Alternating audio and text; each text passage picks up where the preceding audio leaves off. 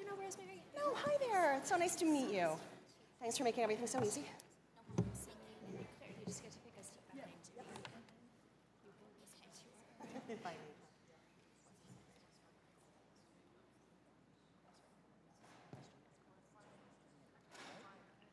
I feel like You can't take the risk. yeah, exactly. No, it's a and definitely as you can see, as you could have brought the whole team. That would have been a little. Okay.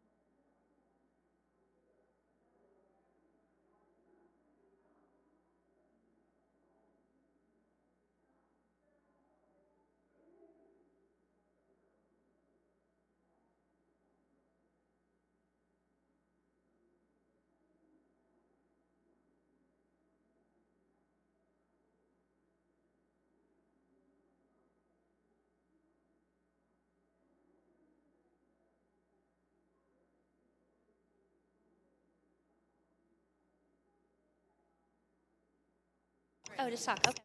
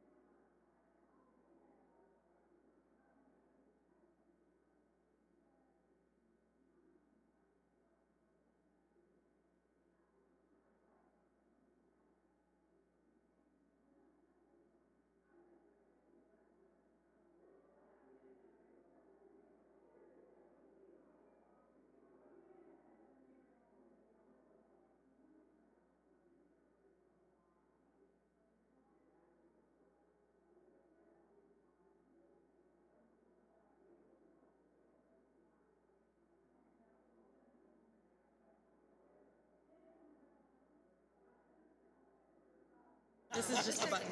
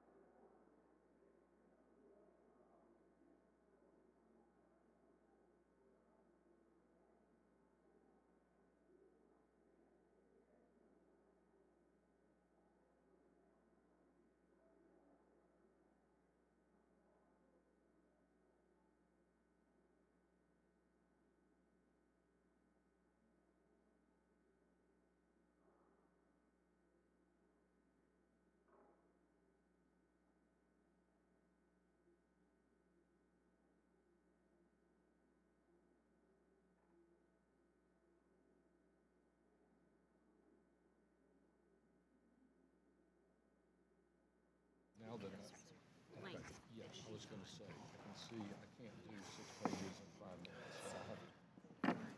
So it's still difficult to do it with an emphasis. And the subcommittee will come to order. Good morning. We welcome you today to hearing, reviewing the challenges and the strengths in the federal state unemployment insurance system. The purpose of this hearing is to highlight efforts being undertaken by those on the ground to address programs' integrity, trust fund solvency, and successful reemployment strategies. Helping the unemployed to return to work as quickly as possible and preventing improper payments within the system will better serve employers who fund the system to keep taxes low, as well as workers who claim benefits by getting them back to work sooner. In 2015, more than $46 billion was levied from employers annually through state and federal taxes to pay for benefits and program administration. Out of that, $32 billion in benefits were paid to 6.5 million beneficiaries. States are eager to do more to help the unemployed return to work quickly for the sake of workers and job creators. I'm excited to hear from 2 states in particular, Utah and my home state of Florida, who are rethinking the old unemployment office and transforming UI into reemployment systems. Florida has combined a number of agencies at the state level to create the Department of Economic Opportunity to provide its citizens with a more streamlined approach to services, and even rebranded their UI benefits to be reemployed assistance. I'm looking forward to hearing more from the Department Executive Director, Sissy Proctor, about some of the innovative steps the state has taken. As a business owner myself for 40 years, I know firsthand how important it is for a state's financial house to remain in order and the consequences of raising taxes on a company's bottom line. I'm particularly pleased to have Mr. Walker Carpenter, a small business owner from Orlando area, who will provide members with a firsthand account of how policies thought up in Washington truly impact a firm's ability to hire new employees and grow a regional economy. Finally, this hearing will also discuss the importance of properly targeting UI benefits to ensure they are going to the right person at the right time. In fiscal year 2015 alone, states improperly paid $3.5 billion in UI benefits, or 1 out of every $10 sent out from the UI system. The Office of Management and Budget continues to designate the UI program on their annual list of high error programs, and yet no real progress has made to improve this percentage. Too many states' UI agencies rely on discovering and then trying to recover UI payments after they occur. This pay and chase approach is costly, time-consuming, and wasteful. It also means that only a fraction of improper payments are ever recovered. Since states' UI benefits are supported by payroll taxes on jobs, this misspending leads to higher taxes on jobs, reducing the very job creation the employed need most. I welcome all our witnesses today and look forward to our discussion.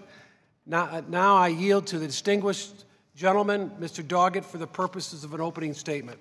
Thank you, Mr. Chairman, colleagues, witnesses. We're pleased to have you here.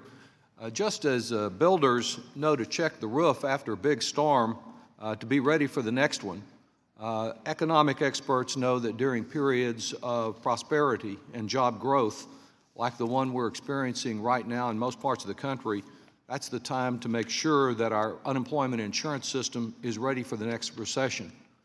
We've accomplished much in this country, but we've never been able to totally suspend the business cycle, just as we don't totally suspend hurricanes and storms.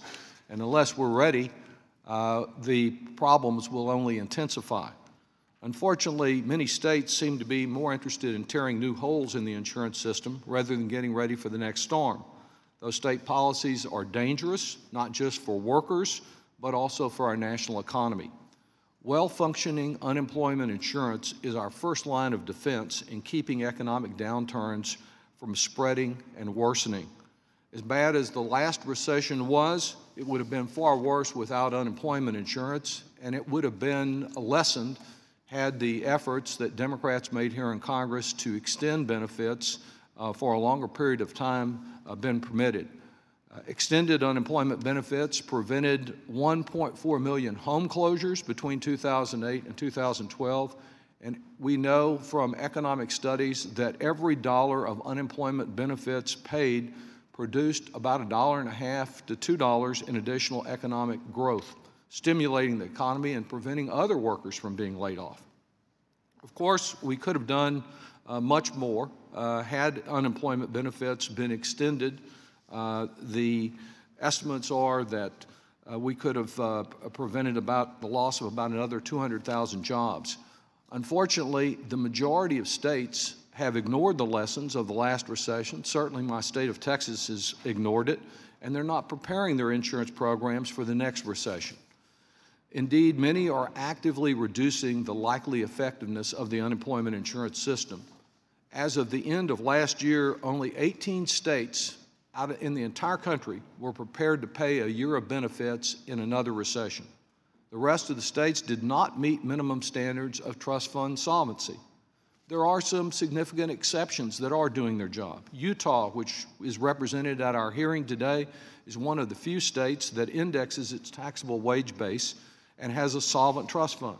My home state of Texas, like most states, would quickly run out of money to pay benefits in a recession. And while I'm pleased to hear that Florida is continuing to improve the solvency of its trust fund, it's apparently done so largely by making collection of insurance benefits earned in Florida more difficult for unemployment workers to obtain than any other state in the country. 15 states have cut benefit levels, and the average unemployment benefit replaces significantly less than half of wages lost. More than 30 states have changed eligibility to end unemployment insurance altogether for some workers who receive other earned benefits or work in specific types of jobs. 9 states now provide less than 26 weeks of unemployment benefits, the lowest level in those 9 states in about half a century. As the Government Accountability Office noted in a recent audit, with long wait times by phone and in person, abandoned calls, dropped calls, blocked calls, and long delays in claims processing, many states have also created practical barriers to the unemployed accessing the insurance that they are due to rely upon. This is a time when states are serving fewer workers and yet erecting more barriers. We all agree that the states should make their unemployment trust funds protected from fraud and errors. Individuals, employers, and identity thieves that steal from trust funds should be punished. But some states seem to have forgotten why they're safeguarding these funds, and that's to pay workers the benefits that they've earned when they collect them and need them. In addition, this Congress is failing to adequately fund the Employment Service, which plays a critical role in connecting the unemployed with new jobs and providing the skills necessary. The cost of a well-funded trust fund is reasonable for employees. Wyoming is a state that is doing its job. It's indexed its unemployment tax to maintain a steady trust fund balance and currently has the best prepared trust fund in the country. And a Wyoming employer with a low layoff rate pays as little as $69 per employee per year in state unemployment taxes. As we saw in the last recession, the benefits of that modest investment for workers in our economy are substantial. It's time for some accountability from the states regarding why workers are not getting earned unemployment benefits and state trust funds are in the red, in deficit, and not prepared for the next recession. And it's way past time for this Congress to take some action. Thank you, Mr. Chairman. Thank you. I see the full committee chairman has joined us. The chair would now like to recognize Chairman Brady for his statement and question.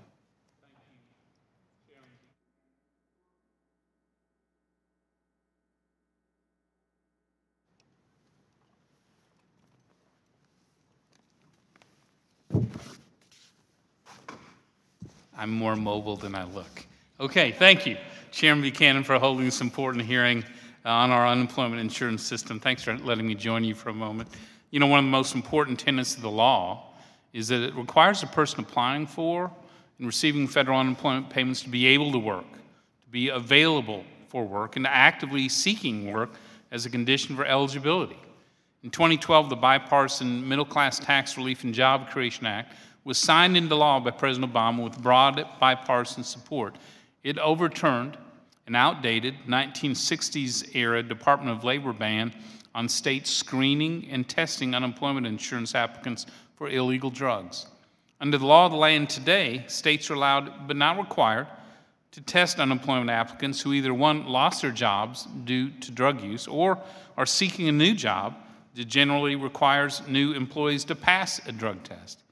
In a world where more and more industries and careers require workers who are drug-free, especially in security-sensitive professions, with many directed, by the way, by federal law, this important reform signed by President Obama made sound policy since then and continues to today. If you've lost a job due to drug use, you've established you're not fully able to work. If you can't take a new job because you can't pass required basic routine drug tests, you're not really available for work either. In both cases, you forfeited your eligibility to receive unemployment payments subsidized by employers. Clearly, the intent of the 2012 law was that states could restrict benefits for such individuals who fail drug tests, as well as design programs to help them overcome their drug use issues. This policy of reasonable state drug testing builds on the work of 20 states that already limit unemployment insurance benefits for people who refuse to take or fail an employer drug test or who have previous employment issues with drugs. And according to a survey by the Society for Human Resource Management, more than half of all businesses drug test all their employees. So this is no longer the exception, it's the rule of the workplace. Upon enactment, my home state of Texas was the first to modify their state laws to begin the Congress-approved policy, but was denied the ability to fully implement it because the Department of Labor was slow and had not yet issued regulations on the provision. Texas, by the way, has been awarded and honored by this White House for its work in matching local workers to local jobs through unemployment. In the 4 long years since the law was signed, other members of Congress I have met repeatedly with the Labor Department and White House budget officials, written letters to Secretary Perez and others, held congressional hearings, attended numerous meetings and conference calls, detailing our concerns over the administration's delays and widely panned draft regulations, which prevent willing states and proven states from implementing the law as intended by Congress. Specifically, we felt the Labor Department's proposed rule in 2014 fell significantly short of achieving the intended purpose and would all but guarantee the law was not implemented as Congress intended. In August of this year, over 4 years after the drug testing provision was signed into law, the Department of Labor issued its final rule, which, similar to the proposed rule 2 years earlier, severely limited the ability of states to implement this important policy, harming unemployed workers in their quest to find new employment. The Department of Labor's rule contradicts congressional intent, which aimed to assure employers that UI claimants reentering the workforce are truly able and available to work, so more of them can be hired. Because I believe this administration reneged on Congress's clear wishes to allow states to screen and test for drugs, today I am introducing the Ready to Work Act of 2016. This bill is consistent with congressional intent from 2012 to fulfill the promise of existing law. It removes the role of the Department of Labor to determine which occupations should be subject to this policy. This bill seeks to give control back to the states, where decisions about the administration of unemployment insurance programs involves both applicants and the businesses that fund the system.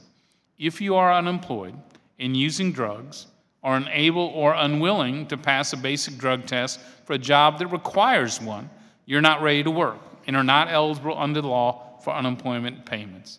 Once again, thank you, Chairman Buchanan, for holding this hearing, and to our witnesses who are here today to talk about ways we can help more Americans return to work quickly to match those who are unemployed with businesses eager to hire them. This is an important issue. With that, Mr. Chairman, I yield back, and thank you for allowing me to join you this morning. And thank you, Mr. Chairman. Without objection, other members' opening statements will be made part of the record. Today's witnesses panel includes 4 experts: Ms. Sissy Proctor, Executive Director for the Florida Department of Economic Opportunity; Mr. Walker Carpenter, President of Pinnell and Carpenter, Inc.; Ms. Judith Condi, Federal Advocate Coordinator for the National Employment Law Project; Ms. Michelle Beebe, Director of Unemployment Insurance for the Utah Department of Workforce Services. We'll begin with Ms. Proctor. Please proceed with your testimony. Thank you. Chairman Buchanan and members of the committee, thank you for having me here this morning, and good morning to you all. My name is Sissy Proctor, and I serve as the Executive Director of the Florida Department of Economic Opportunity. And I appreciate the invitation to be here this morning to talk to you about the successes we are experiencing in Florida and about the strengths and challenges of Florida's unemployment insurance system, which we call reemployment assistance. For businesses and job seekers alike, Florida is a great place to be because Governor Rick Scott and our legislature are committed to cutting taxes, reducing unnecessary regulation, and ensuring that Florida is open for business. Right now, there are more than 250,000 job openings across the state. Private sector businesses have added more than 1.1 million jobs over the last 5 years. Our unemployment rate is at a more than 8-year low. Our GDP increase and private sector growth rate are beating the nation.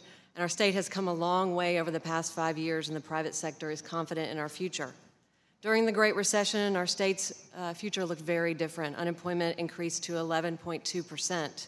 Private sector businesses lost more than 900,000 jobs. Job demand continued to fall, as did home prices, the number of visitors, and the number of new residents that called Florida home. Our GDP dropped significantly, and our reemployment assistance claims reached 700,000. And for those who lost the job, reemployment assistance provided a short-term financial assistance, but did not get them to where they really needed to be, which was back at work. During this time, newspaper articles were trumpeting Florida's decline. Is Florida over? Asked the Wall Street Journal. So how did Florida recover from this recession and see headlines change in the Wall Street Journal to "The model is Florida, Florida, Florida"? Under Governor Scott's leadership and commitment, he has provided unrelenting focus on job creation and getting every Floridian back to work. In 2011, one of Governor Scott's first actions in coordination with the legislature was to create the Florida Department of Economic Opportunity out of 3 separate agencies that worked on community economic development as well as workforce development in their silos. The newly created agency's mission became multi-focused in these 3 areas to allow Florida's growth holistically. So we're looking at it holistically with connections between workforce training, economic development, and healthy communities. Because we know a well-trained and ready workforce is key to ensuring economic development as Florida continues to grow. And with a strong emphasis on getting the state's workforce headed in the right direction, the next step was to rebrand Florida's unemployment insurance program as reemployment assistance. This wasn't just window dressing. The goal of unemployment insurance is to be a bridge for individuals who lost their job through no fault of their own. But what happens when you get to the end of the bridge and there's nothing there? We chose to change the culture in Florida to ensure that the bridge of assistance connects job seekers to reemployment. And we know the most successful way to get job seekers back to work is to rely on a strong statewide workforce system, which we have done in Florida. I'd like to shift the focus a little bit now to talk about identity theft and fraud in public benefit systems.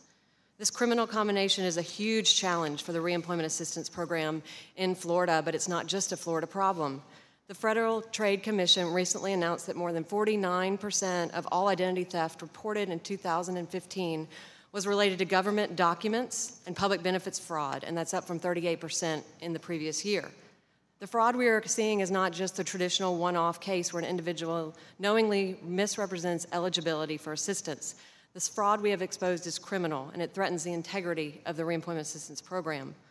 Organized criminal enterprises are stealing or purchasing this personal information on the dark web and then using it to get into our systems and steal public benefits. We realized this crisis at our agency, and we realized it would quickly undermine the Reemployment Assistance Program. In early 2014, the agency's IT and Reemployment Assistance teams partnered to develop and implement a new system that analyzes unemployment claims data and detects patterns of fraud in real time. The system is called the Fraud Initiative Rules and Rating Engine, or FIRE, and the results that we have seen are stunning and far beyond anything we would have expected to find. In the past 2.5 years, we have stopped more than 110,000 illegal claims from being filed in Florida, which represents $460 million that would have been stolen from our system. And individuals may not even be aware that their identities are stolen, as they are with the IRS tax returns when they file their claim or file for benefits. So fighting fraud is not only important to protect identities and ensure those who deserve to receive reemployment assistance benefits are getting them, but it's also vital to protect Florida's Unemployment Trust Fund. So how is Florida, thank you, sir. Thank you. How is Florida's Reemployment Assistance Program prepared for the future?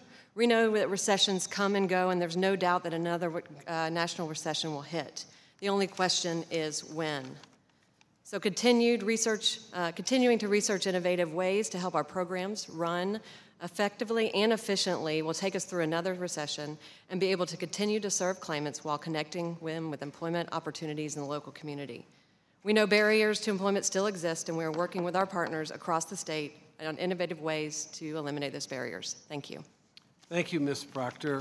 Mr. Carpenter, please proceed with your testimony. Chairman Buchanan, Ranking Member Doggett, and members of the Subcommittee on Human Resources, thank you for the opportunity to testify today. I am Walter Carpenter, President of Pinnell & Carpenter in Orlando, Florida. I graduated from the University of Florida in 1975, and in early 1980s, I was afforded the opportunity to become a partner in my firm. Pinnell & Carpenter is a real estate valuation and consulting firm, primarily providing professional services throughout the state of Florida. Both as an employer and an employee, I am humbled by the fact that many of my fellow workers have been employed with the firm for over 20 years, spanning my 41 years with the company. I look upon these workers and their families as an extension of our work family, recognizing they depend upon the decision-making and success of the company. As a small business owner, the day-to-day challenges of successfully growing a business, meeting customer demands, managing employees, and monitoring federal and state laws and regulations sometimes seems overwhelming. As an employer, I would like to speak to you today regarding 3 areas of the unemployment system I believe directly impact small businesses. First, the unemployment tax rate and the rate base, which depends upon the amount to be paid by employers, can have a direct impact on future hiring decisions. Depending upon the type of business and the claims experience of the employer, the tax rate can dramatically vary, and during significant rate increases can actually have a negative impact on employment within a state. Secondly, as small businessmen and women, we understand the importance of the unemployment system being primarily a state responsibility, with successful solutions creatively solved at a more local level. As there are many differences from region to region and state to state, one size does not fit all, and an overall federal solution may actually have unintended adverse consequences in many states.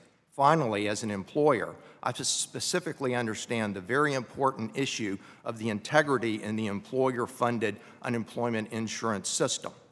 During the downturn in the Florida economy, employers and employees recognized the value of the system that provided a short-term partial waived replacement for individuals who found themselves temporarily unemployed. As previously mentioned, the bottom line and cost tax rate paid by employers is closely monitored and watched in the state of Florida.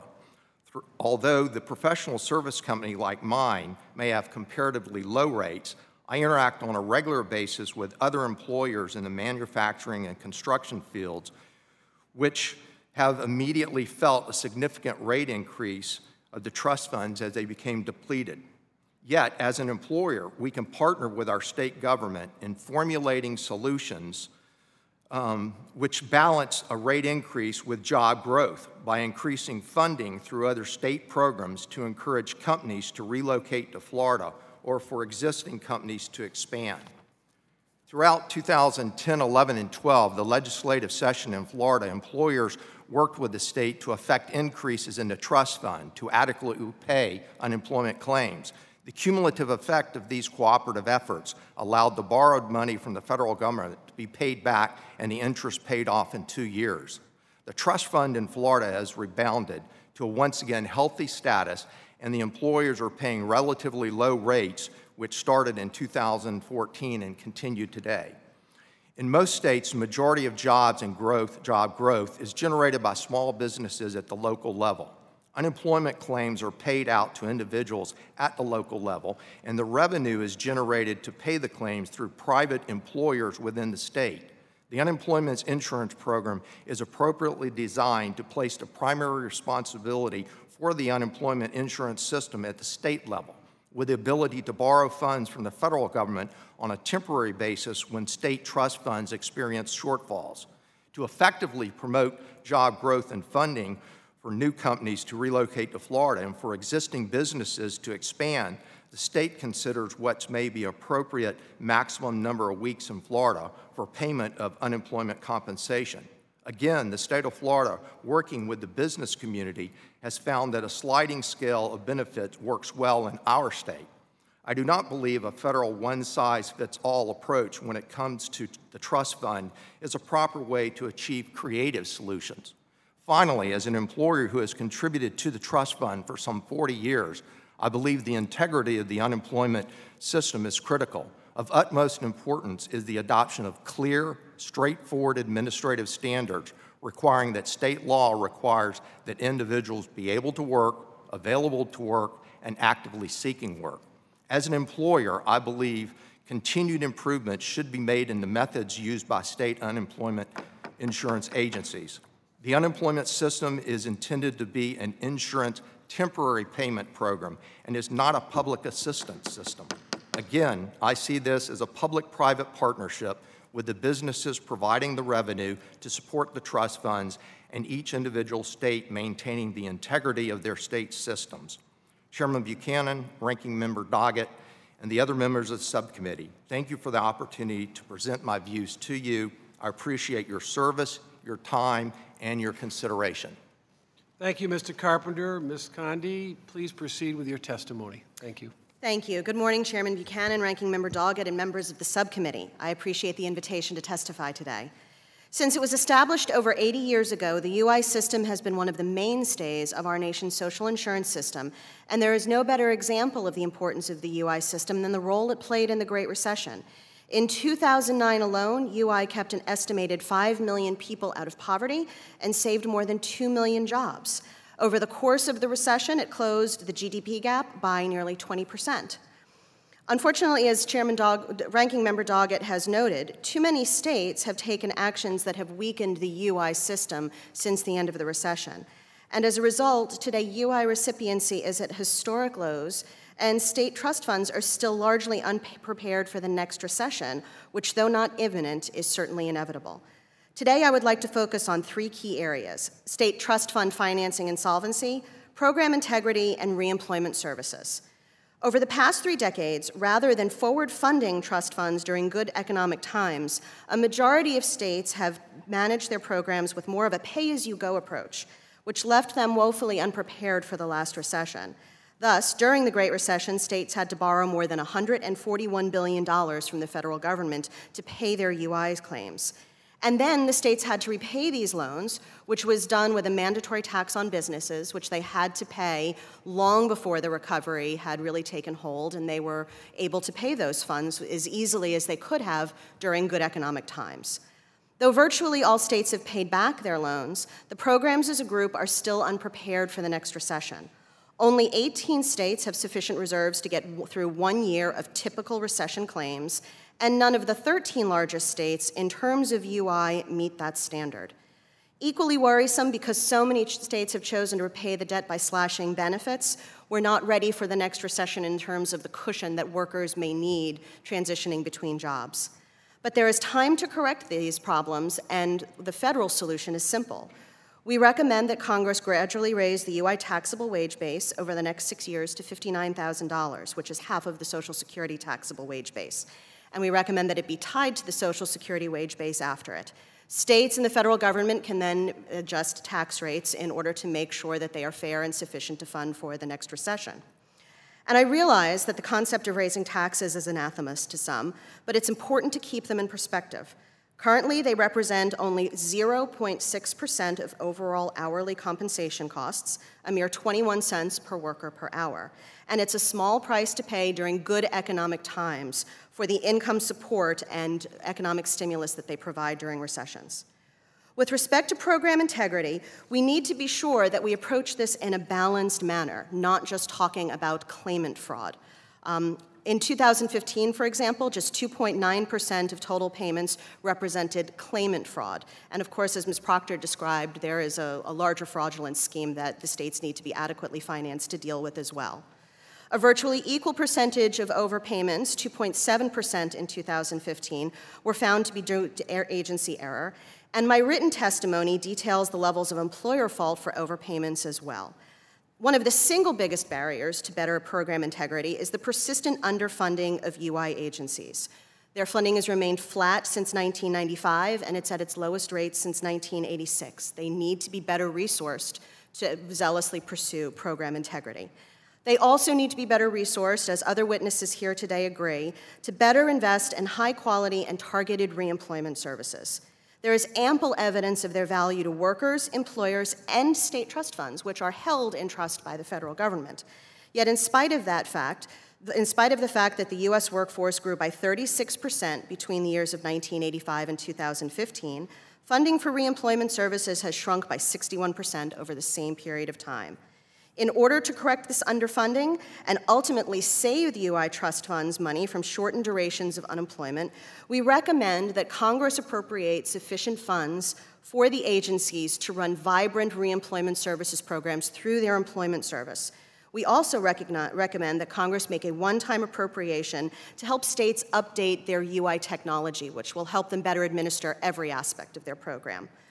Alternatively, Congress could consider funding 2 years of enhanced reemployment services through the federal unemployment account, require that states put the funds they save in those UI payments into a type of escrow account, and then reinvest that once the 2-year period is over.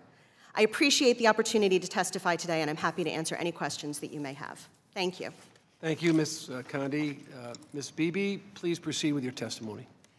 Chairman Buchanan, Ranking Member Doggett, and members of the subcommittee, good morning, and thank you for the opportunity to be here.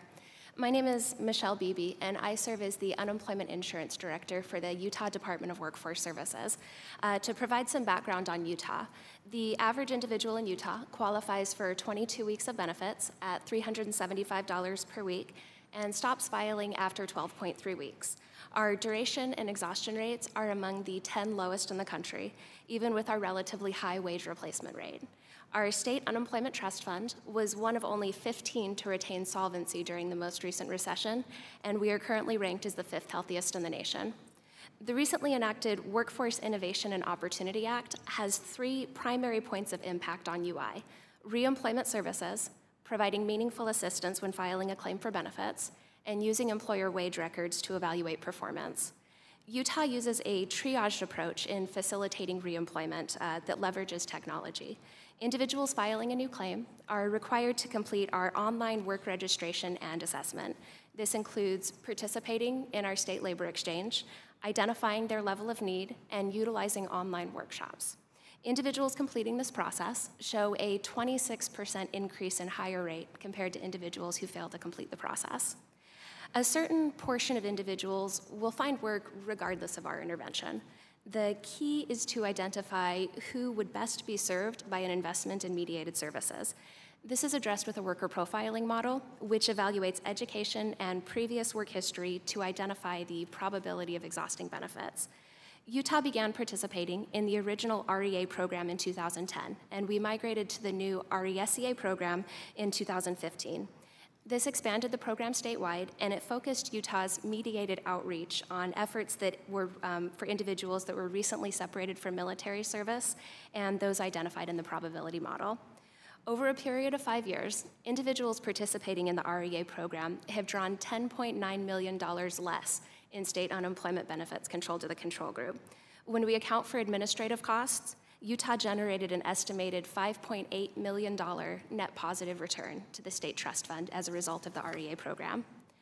To provide assistance for those filing new claims, instead of in-person support at 31 one-stop centers across our state, we centralized our claim center, and we now operate with only 25 staff. This phone and online customer service delivery model includes an online chat feature and a help desk, where staff in the one-stop centers can reach a claims taker in less than a minute. By leveraging technology, the hours of coverage and the convenience of access is increased significantly. This is one example of a state using its resources effectively to accomplish the program mission. Congress designed the UI program as a federal-state partnership. This ensures that the voice of local employers, who fundamentally support the payment of unemployment benefits through our state trust funds, is heard. Administration of the program is based on workload projections and historical operational costs for funding. However, the amount requested by states is consistently decreased in the final base allocation and has not been adjusted to include inflationary increases. This underfunding has shifted the purpose of the program to, or the purpose of the model, to essentially having states compete with each other for ever-diminishing pieces of the same pie. States are left with limited means to pursue innovation. The demonstration projects that were created with the Middle Class Tax Relief and Job Creation Act is one example of proposed alternative funding that showed an imbalance in that partnership. This allowed for 10 states to pursue projects that improved the effectiveness of reemploying individuals using state trust fund dollars. Unfortunately, the overly prescriptive nature of the legislation and the subsequent interpretation by the Department of Labor made pursuit of such an opportunity unrealistic, and in the end, no states applied. Administrative funding is limited, and states need flexibility in order to achieve sustainability and to pursue innovation.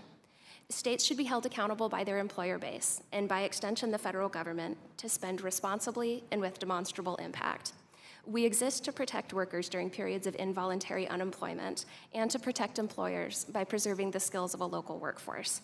This can be facilitated with flexibility in the use of funding and by realigning the balance of this federal-state partnership to recognize the value of state innovation. Thank you to the committee for engaging in this discussion today. Thank you, Ms. Beebe. I want to thank all of our witnesses for great testimony today, and I will begin with the questioning. Mr. Carpenter, you're a small business guy, I am. I know I talked to a lot of different business people, and over the years, someone told me if they paid $30,000 or $40,000 salary, when they add all the add-ons to it, FICA and all the other costs, UI cost, everything else, it used to be 20%, now it's close to 40, 42%. So when they hire someone for 50, it ends up being really 70 compared to an independent contractor or something else. So I guess I wanted to get your thoughts with the rising cost of insurance. I know you represent small business across the state as well, and a small business person. Ms. Condi had suggested raising the cost of unemployment insurance to small businesses. What impact would that have on your business and business in general in Florida? Thank you, Chairman. I think any type of an increase in a cost center for a small business has an adverse impact. It requires an immediate increase in revenue, which is not always obtainable for a small business. And it's usually the cumulative effect of what people believe to be small incremental tax increases taken on a small business in totality is what's caused the problem. Oftentimes, small integral increases in and to themselves don't look big, but to a small business, multiple ones do. Ms. Proctor, I've been so impressed with what has taken place with the current administration in Florida. I know we've gone from 11% unemployment down to 4 or 5, and I know the governor and yourself have restructured a lot of the, in terms of economic opportunity and UI and all these other agencies you merged together. Maybe you could take a minute and just explain to us, and maybe it'd help other states as well, what Florida has done, because it's very impressive what's happened in the last couple of years. So, yes, sir. Thank you, Chairman. Over the last couple of years since Governor Scott took office, the focus really has been on getting every Floridian back to work. We know that every job is important, and we know that if we support the private sector industry in our state and make sure that taxes are low and regulation is low, then there's going to be more job creation. Businesses are going to come where they're welcome, and if the taxes are too high, then businesses won't feel welcome. Just like individuals go where they feel welcome and loved. And so we know that, and we see that all across the state. If we reduce the regulation and a business is able to open its doors sooner, then they're able to make that revenue sooner, they're able to hire more people sooner, and the economic impact of that is always felt at a local level. So it's very important that we focus on not only on the job creation in the private sector, but make sure we support that with an environment that shows that businesses in Florida are very welcome in Florida, and that Florida is open for business. And then your thoughts just quickly on if we raise the UI fees that go to companies have to pay small businesses in Florida, what impact would that have? So we have focused on cutting taxes, not raising taxes in the state of Florida.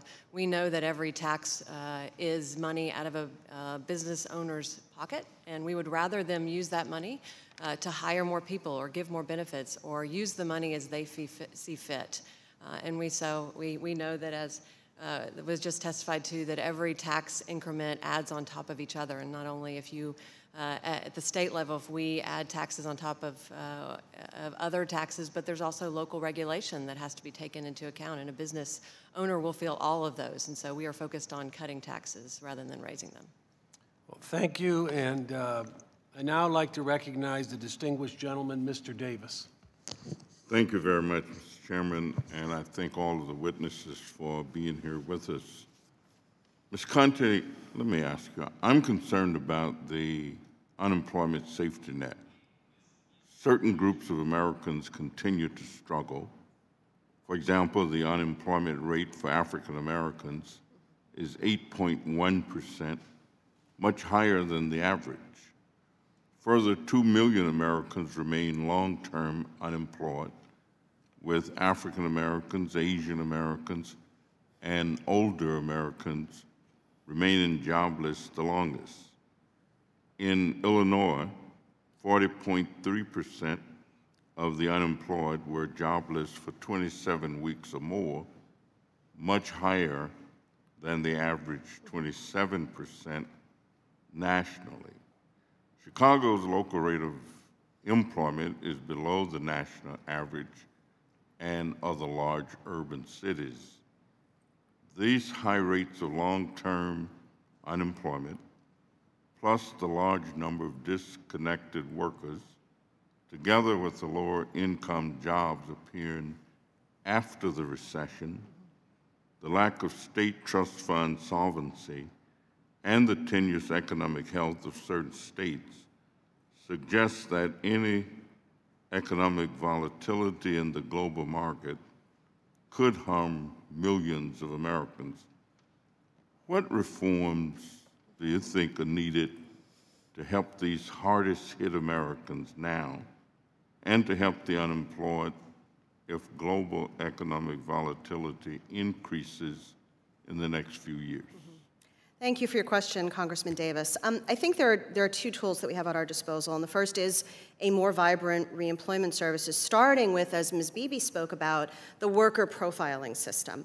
Utah uses it to great effect, so they can meet a worker on that first week of unemployment and predict who is the most likely to exhaust benefits without getting a job, and provide them with the intensive services they need to either find a job in that period of time or to move them into the publicly available training that is available through the Workforce Investment Opportunity Act. Unfortunately, far too many states don't use the worker profiling system that Congress enacted in 1996, I believe it was. And the reasons are twofold. One is many don't have the money to do it because there aren't adequate appropriations for UI administration. Some states, Utah probably being one of them, use some state money to help with this as well. But beyond that, I've also heard a number of state administrators express concern that if they use the profiling system too much and Disproportionately, it is people of color, for example, or women who are turning up as the ones that are most likely to exhaust benefits. They're worried about some sort of discrimination lawsuit. When I've spoken with folks at DOL, they don't have any concerns like this, so I think it would be time for all of us, and this committee could help to facilitate that, to facilitate a discussion and perhaps a guidance of the best usage of worker profiling so that states can feel comfortable using it to the degree of success that Utah has. The other thing I would bring up, especially since you speak about disconnected workers, just recently this summer, along with the Center on American Progress and the Georgetown Center for Poverty and Inequality, we released a fairly substantive, large report about the ways we believe that the UI system should be overhauled in order to make it as vibrant as possible and protect workers, employers, the trust funds, and have that role in the economy we think that it should. And one thing we recommended was the institution of something called a job seekers allowance.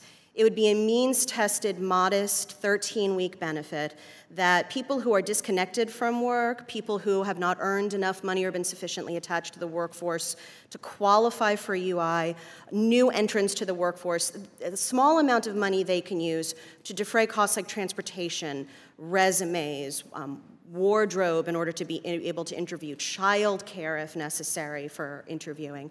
And we think that this is something, and once you bring somebody into the system and give them this help and then get them connected with reemployment services as well, or employment services perhaps in the first instance, when they have that extra cushion, when they have that connection to the workforce system and the employment service, we think that's going to be something that would be great at getting people who have either given up looking for work or disconnected people or folks that haven't had a chance to get into the workforce system yet, that opportunity.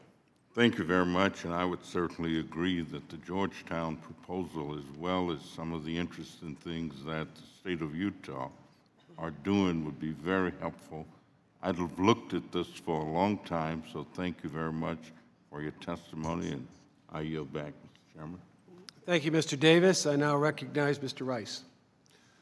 Thank you, Mr. Chairman. I'm so pleased to hear about the successes in Florida and Utah in particular, and glad that the federal government has allowed states the level of flexibility that they have, although I hear you, Mrs. Beebe, that perhaps we need to allow states more flexibility for innovation so that we can continue to solve this problem. I think the best way to solve the problem is to have a better labor market. You know, we've got over 90 million people out of the workforce permanently, not looking for a job because they basically gave up a large percentage of them. So the best way to help with reemployment is to create a tighter labor market where people don't struggle have such a difficult time to find a job. And the way we do that under the purview of this committee is tax reform and other things to make this country more competitive, in my opinion.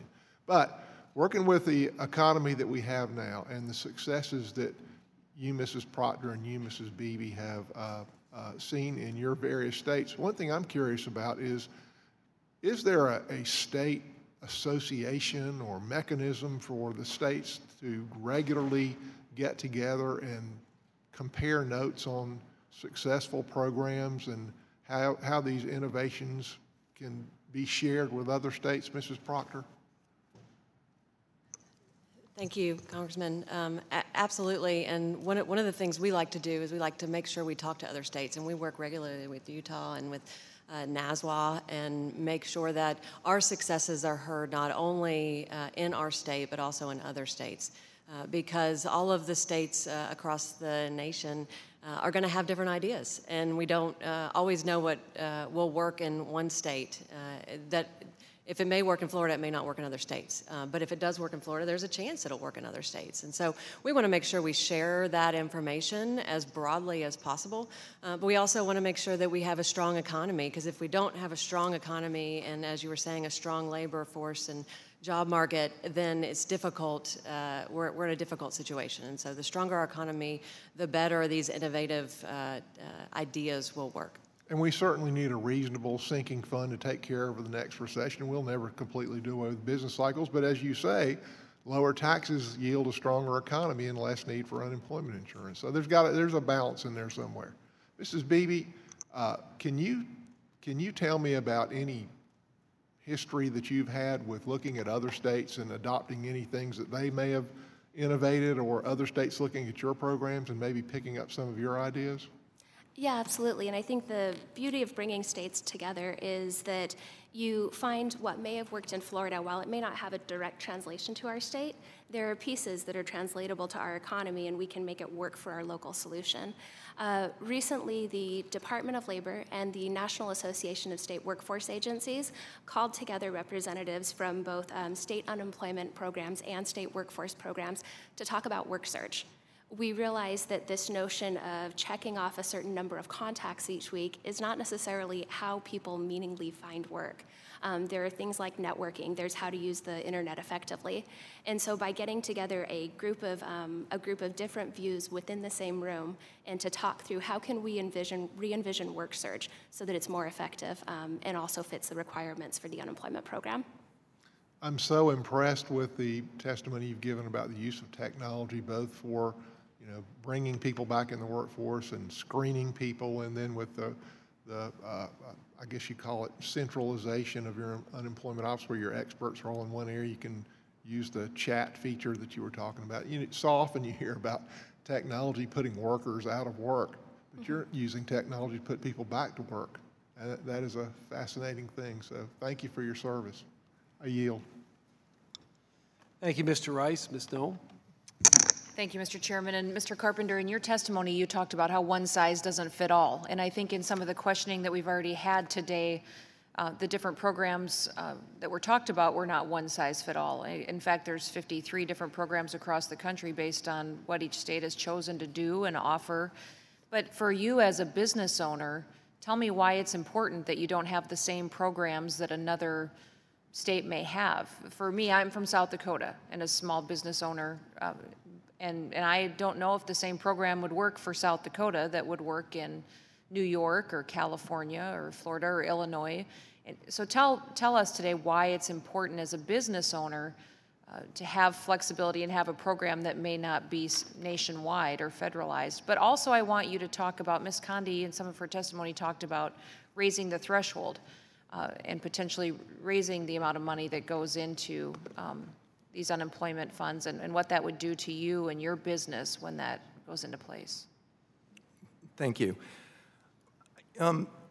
Florida has different types of businesses than other states. So I think what may adversely impact another state with regard to employment may not have the same effect in Florida. So I think the greatest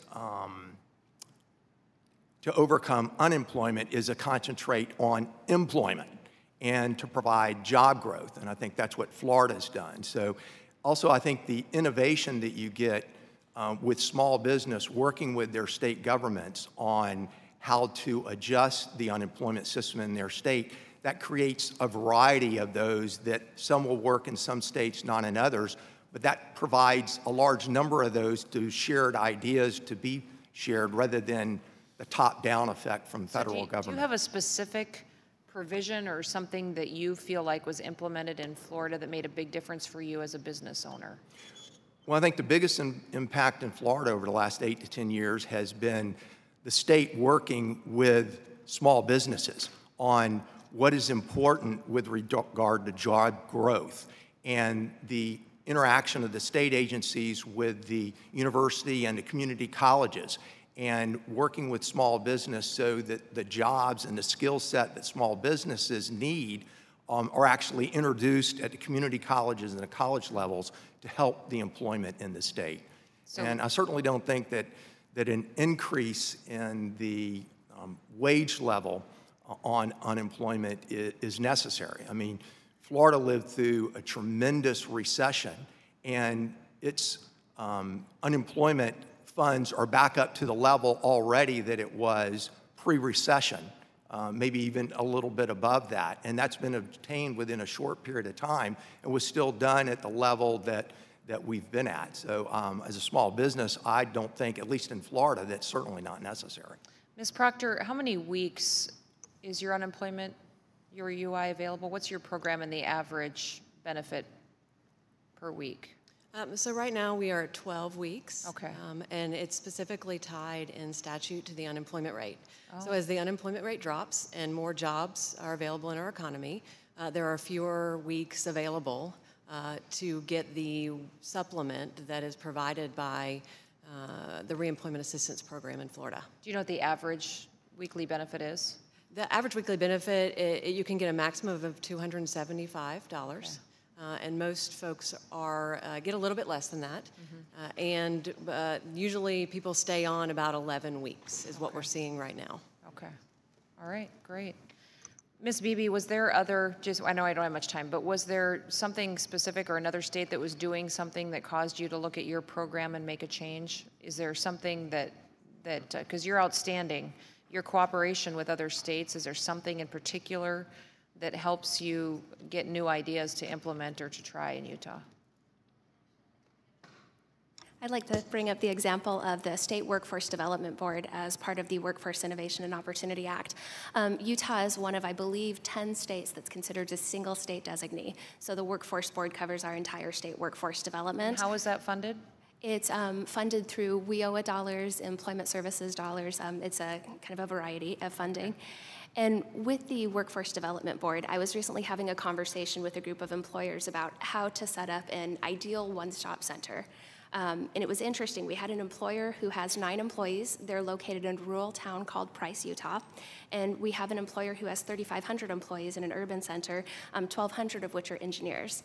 And the distinction of what these employers need for success, a hospital in Price, they found that they can find qualified candidates to come and get experience with their residency, but they'll oftentimes leave once they have that 2-year period to put on their resume. And so in order to effectively recruit people for that location, they need to find people that have family ties to the location. And so this rural-urban unique situation is very, very important to have in the conversation. Yeah, that's great. I'm out of time. Sorry. Thank you. Thank you, Ms. Noem. Mr. Crowley. Thank you, Mr. Chairman.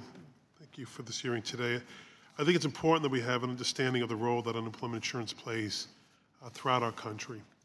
It is there to help people, whether through a tough time, when they've lost their job through no fault of their own, usually. No one looks forward to unemployment insurance. In fact, it's when they're not fired for no fault of their own. No one looks forward to unemployment insurance. I don't have a constituent who says, I can't wait to be on unemployment insurance. Unemployment insurance typically replaces a third or less of a worker's income. But what it does do is help people make ends meet between jobs so they don't lose their home or have their children have to go hungry. And yet we've seen states cut back unemployment benefits during some very difficult times for Americans. And there have been proposals to make it worse, not better. Primarily my colleagues on the other side of the aisle fought us every step of the way when we tried to keep unemployment benefits going to the 3.6 million Americans who had not yet found work during the largest recession in our nation's history since the Great Depression. It seems corporate tax cuts are always on the table when it comes to helping working families. They deemed unemployment insurance to be too extravagant. Ms. Conti, I'd like to hear more about what you're seeing in the unemployment system and what we really should be doing. What are some of the reasons that people looking for new jobs, why is it they need income? Not just job placement services. Does cutting off or blocking unemployment insurance benefits make it easier or harder to look for a job?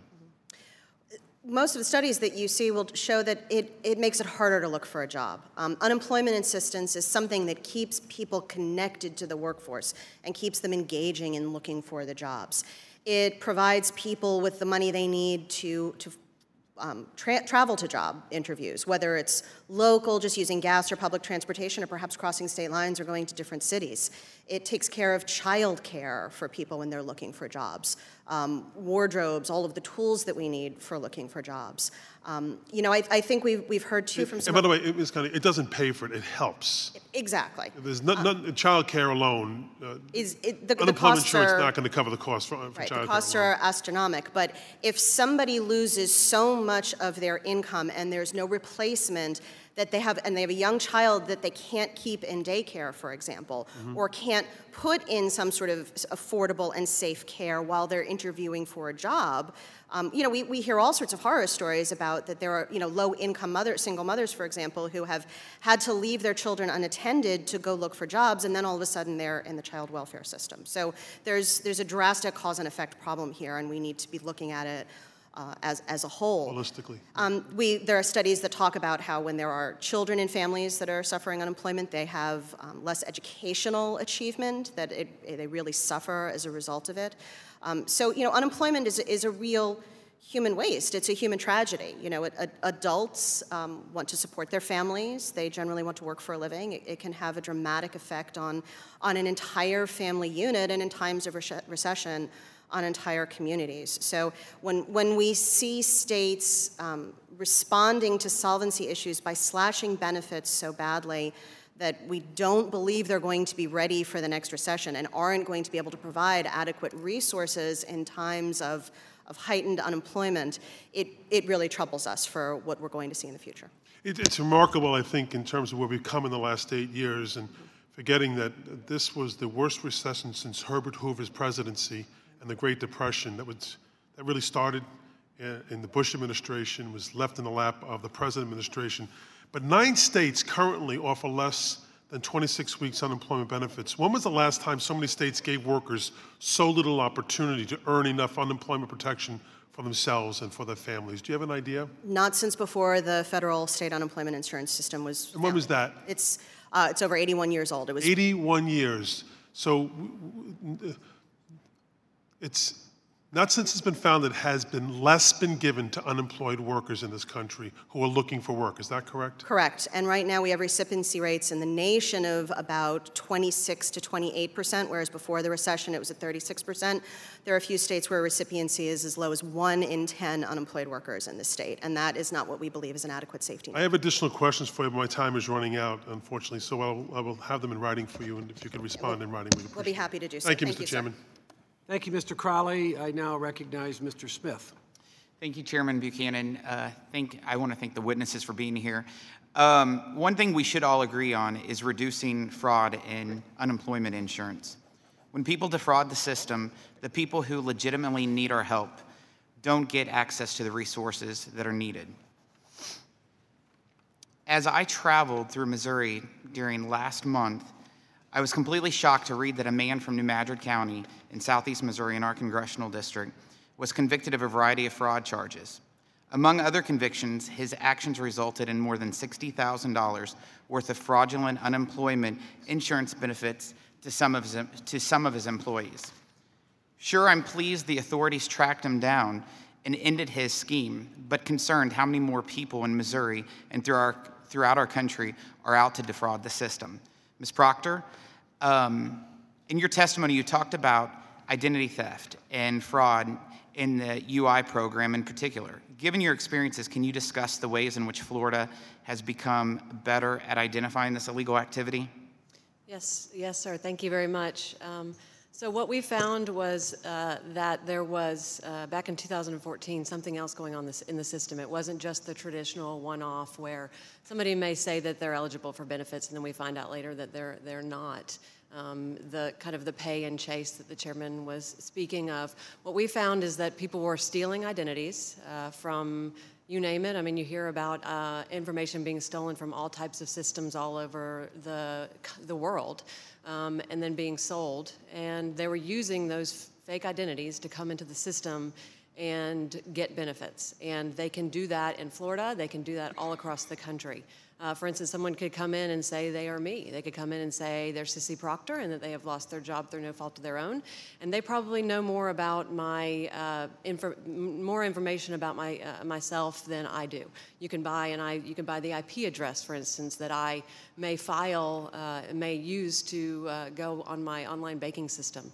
They can buy anything they want. And so we found that was very prevalent in our system, and we built an in-house system to fight the fraud. And so we have we call it our FIRE system, that on the front end looks for patterns to see if the person who is coming in, for instance, and saying they're Sissy Proctor, is not. For example, you may be able to file a claim in a very, very short period of time that a person would not be able to do it in. Or there's a lot of other examples that we use to find this fraudulent activity, and then we keep it out of our system so that they're not given more information or access to the money or access to the system. And then what we have started to do is we've provided people who we think their identity has been stolen, we have started sending them letters to let them know. Because like my testimony earlier, unlike the IRS system, you may never file for reemployment benefits in Florida, so you may never know that your identity has been stolen. So we want to let these people know proactively to give them the resources that they need. And so it's been a proactive approach on our end to make sure that we keep this identity theft out of our system. What were some of the initial challenges whenever adopting that system? We built it ourselves, and so it was the creation of a system in-house that looked at identity theft in a different way.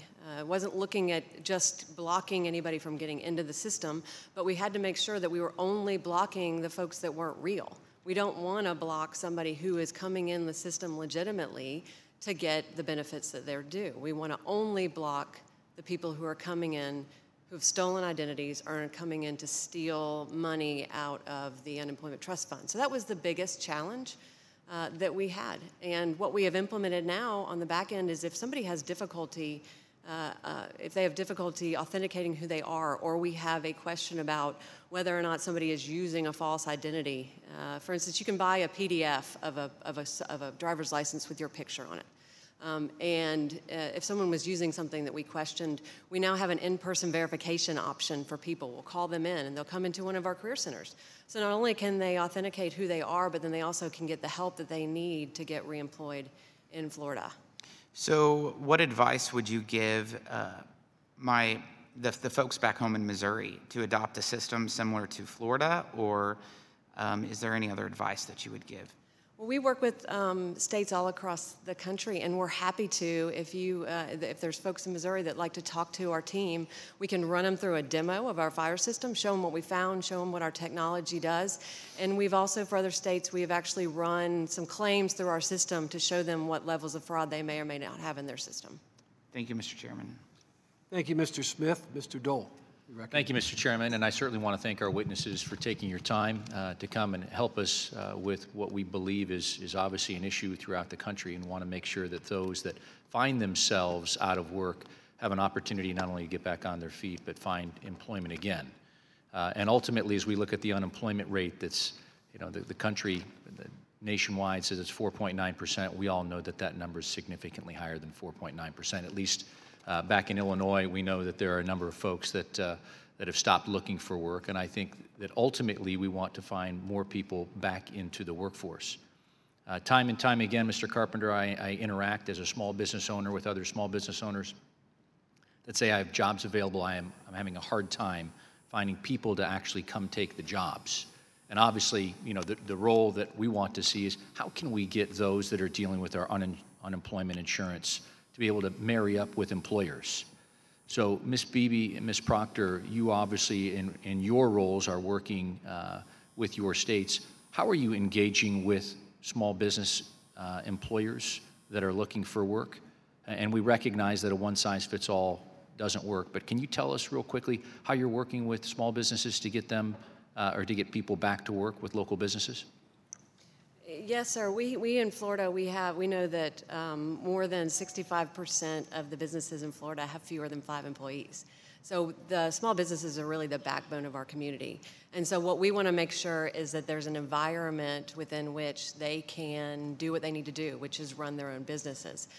What's interesting and really great about the Florida Department of Economic Opportunity is on one side we have the Reemployment Assistance Program where we're trying to help those who lose their job through no fault of their own get back to work. So we have a whole system and network of career centers and state colleges and universities and private industry and charities that are working very hard in Florida to get people back to work. And on the other end, we work with the business community because we have the economic development programs for our state. And so we work with the chambers across the state, not only the Florida Chamber, but also local chambers to make sure that we understand what the business needs are in our state, and we can marry up the business needs with those needs of folks who are looking for a job and may need extra training. We also recognize in the middle is the communities. We want healthy communities. We want to make sure that the infrastructure is available in those communities to support the businesses and support a strong economic climate so that everybody who wants a job can get back to work. Great. Ms. Beebe, you want to talk just a little bit about what you're doing in Utah? Absolutely. So we have some formal and informal means. In terms of formal engagement with the business community, we find that that occurs through the State Workforce Development Board, where more than 50% of the representatives are from businesses across the state. We also have an Employment Advisory Council. So anytime we're looking at potential policy changes, we take it in front of our group, which has 5 public, 5 employer, and 5 employee representatives, to make sure we're not developing government policy in a bubble.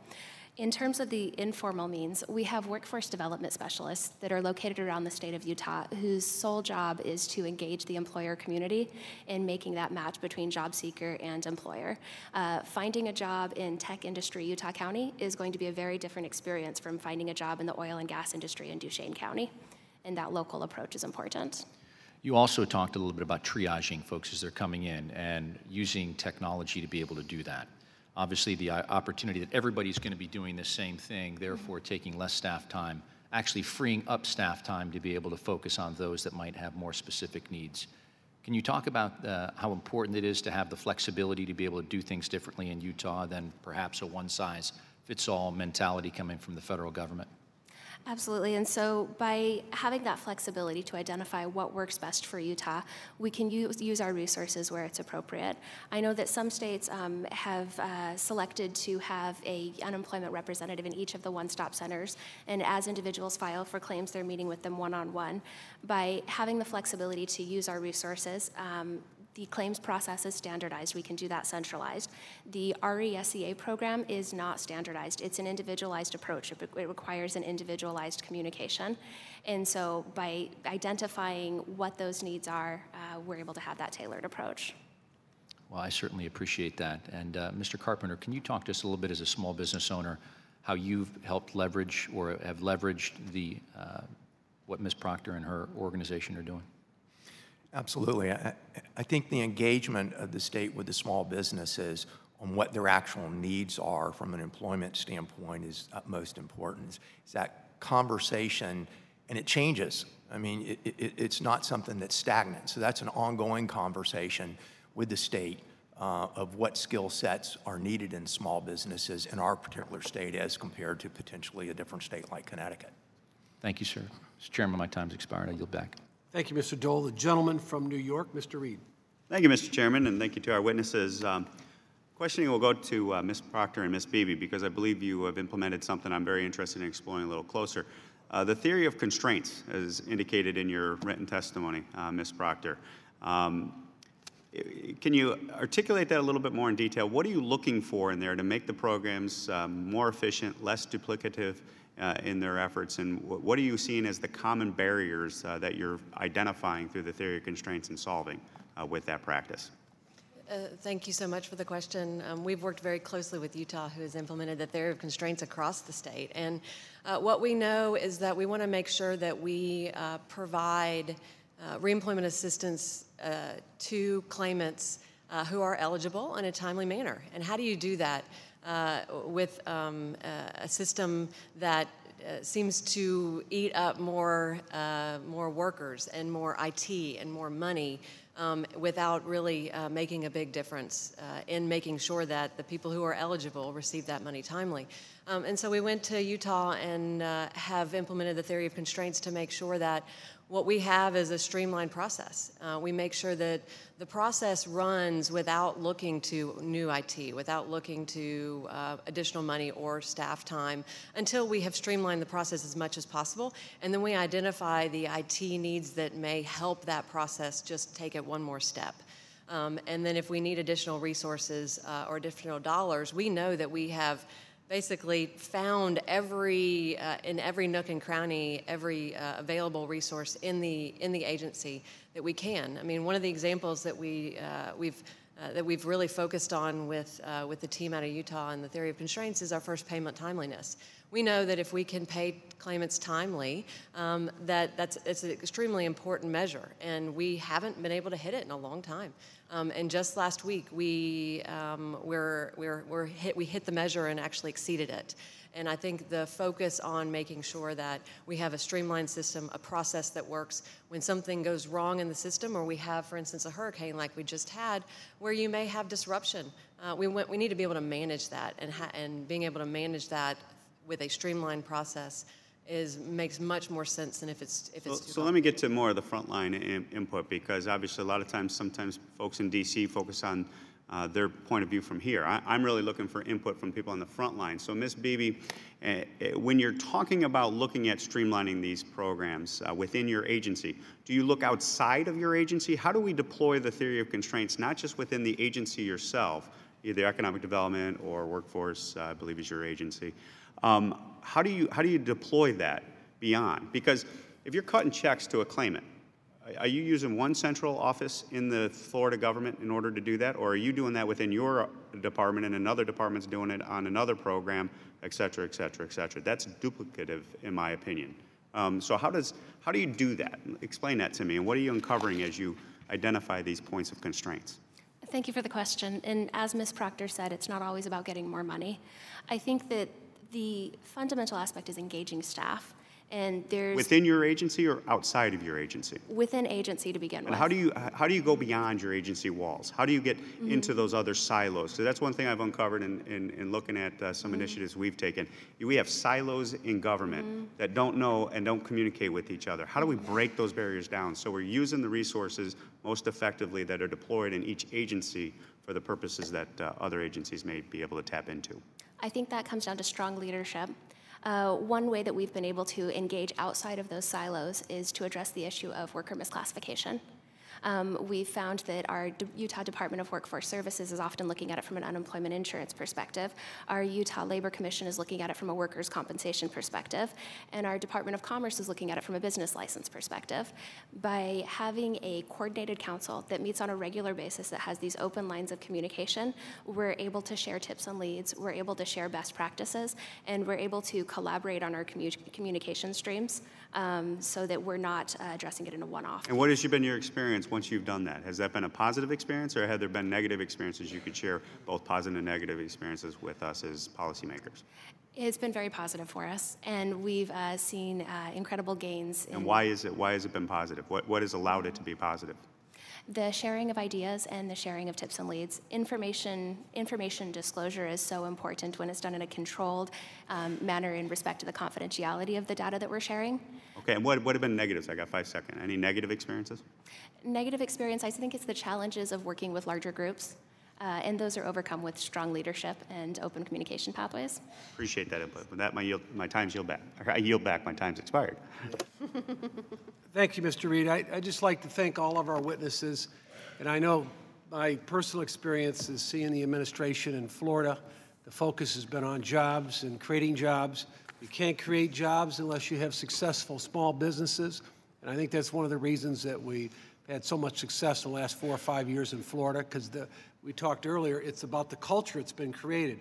Focus on small business. It'll get you the jobs and keep full employment, which is the goal. But thanks for your thoughts and ideas today. Please be advised that members will have 2 weeks to submit written questions to be answered later in writing. Those questions and your answers will be made part of the formal hearing record. With that, the subcommittee stands adjourned. Nice